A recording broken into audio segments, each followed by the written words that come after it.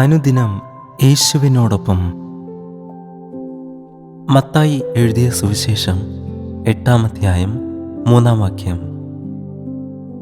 യേശു കൈനീട്ടി അവനെ തൊട്ടു.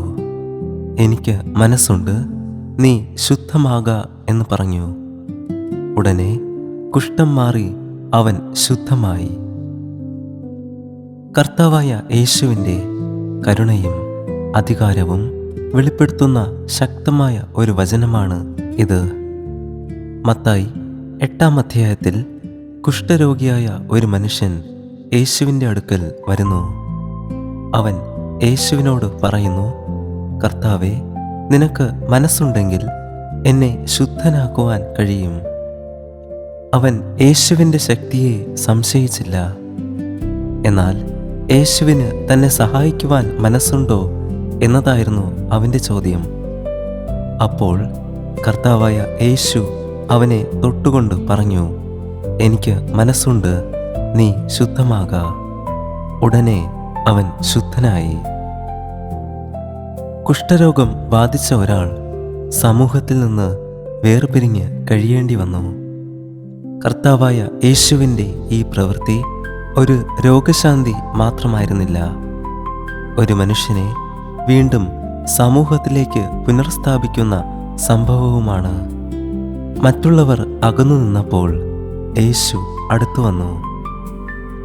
പഴയ നിയമത്തിൽ നാം കാണുമ്പോൾ സാധാരണയായി ഒരു അശുദ്ധനായ മനുഷ്യനെ തൊടുന്നത് ഒരാളെ അശുദ്ധനാക്കുമായിരുന്നു.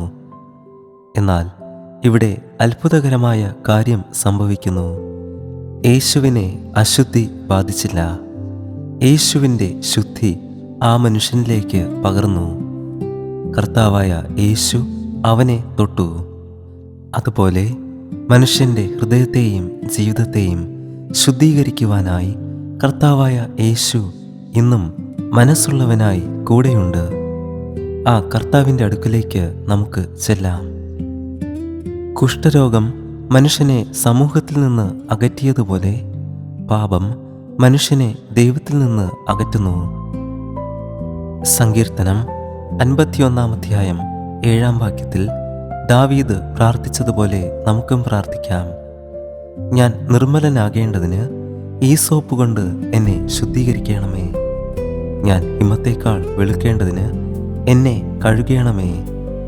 അങ്ങനെ നാം പ്രാർത്ഥിക്കുമ്പോൾ കർത്താവായ യേശുവിൻ്റെ രക്തം സകല പാപവും പോക്കി നമ്മെ ശുദ്ധീകരിക്കുന്നു എന്ന് 1 യോഹന്നാൻ 1-ാം അധ്യായം 7-ാം വാക്യം നമ്മെ ഓർമ്മിപ്പിക്കുന്നു. കർത്താവായ യേശുവിന് നമ്മുടെ ജീവിതത്തിലെ അശുദ്ധിയെയും പാപത്തെയും ശുദ്ധീകരിക്കാൻ കഴിയും. ഈ വചനത്തിൽ കർത്താവ് ഓർമ്മിപ്പിച്ചതുപോലെ എനിക്ക് മനസ്സുണ്ട് എന്ന് നമ്മോടും പറയുന്നു. ഈ വചനം നമ്മെ ഓർമ്മിപ്പിക്കുന്നത് യേശു കരുണയുള്ളവനാണ്. യേശു ആ മനുഷ്യനെ തള്ളിക്കളഞ്ഞില്ല. യേശു അവനെ അപമാനിച്ചില്ല. യേശു കൈനീട്ടി അവനെ തൊട്ടു. അവൻ ശുദ്ധനായി. കർത്താവായ യേശുവിൻ്റെ സ്പർശം ഇന്നും നമുക്കും പ്രത്യാശ നൽകുന്നു. നമ്മുടെ പാപവും പരാജയങ്ങളും ദൈവത്തിൽ നിന്ന് അകറ്റിയതായി തോന്നുന്നുണ്ടെങ്കിൽ കർത്താവായ യേശുവിൻ്റെ അടുക്കിലേക്ക് മടങ്ങി വരുവാൻ ഈ വചനം നമ്മെ ഓർമ്മിപ്പിക്കുന്നു. ക്രിസ്തുവിന് നമ്മുടെ ഹൃദയം അറിയാം. യേശു നമ്മെ സ്നേഹിക്കുന്നു.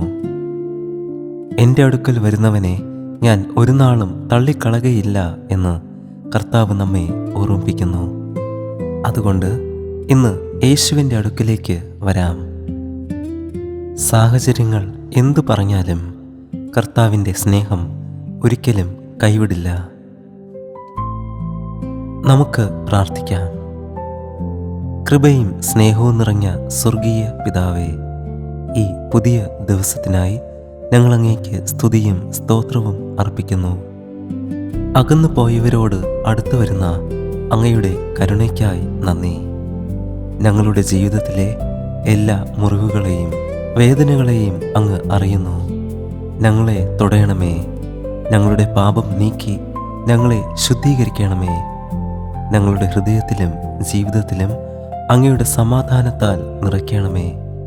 പുതുപ്രത്യാശയും പുതിയ ശക്തിയും ഞങ്ങൾക്ക് നൽകണമേ. ഞങ്ങളെ തന്നെ താഴ്ത്തി സമർപ്പിക്കുന്നു. കർത്താവായ യേശുവിൻ്റെ നാമത്തിൽ യാചിക്കുമ്പോൾ പ്രാർത്ഥന കേൾക്കണം സ്വർഗീയ നല്ല പിതാവേ.